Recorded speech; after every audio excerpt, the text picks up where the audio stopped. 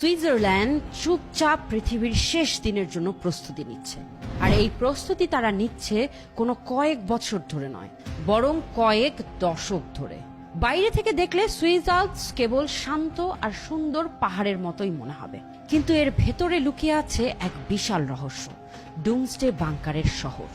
অবিশ্বাস্য শোনালেও সত্যি হলো, পৃথিবীর একমাত্র দেশ যেখানে পুরো জনগণকে বাংকারে আশ্রয় দেওয়া সম্ভব। সুইজারল্যান্ডে প্রায় 8.7 মিলিয়ন মানুষ, সবাইকেই নিরাপদে রাখা যাবে। এগুলো কোনো পুরনো দ্বিতীয় বিশ্বযুদ্ধের ধাঁচের বাংকার নয়, এগুলো নিয়মিত আপডেট করা হয়, আর খাবার দাবার থেকে শুরু করে প্রয়োজনীয় সরঞ্জাম প্রতি বছর নতুন করে মজবুত করা হয়।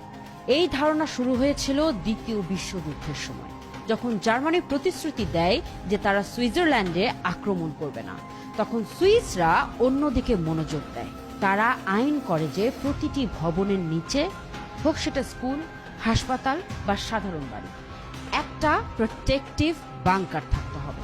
তাই আজ যদি আপনি সুইজারল্যান্ডের কোনো রেস্টুরেন্টে যান কিংবা বন্ধুর বাড়িতে যান, অধিকাংশ ক্ষেত্রেই নিচে একটা বাংকার পেয়ে যাবেন।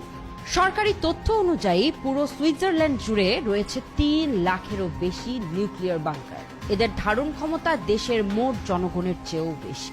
আর এখানেই শেষ নয়, যদি কখনো যুদ্ধ বা আক্রমণ হয় তাহলে সুইস সেনারা পাহাড়ি রাস্তা, ব্রিজ, এমনকি টানেল পর্যন্ত রিমোটলি ধ্বংস করে দিতে পারে, যাতে বাইরের কেউই ঢুকতে না পারে।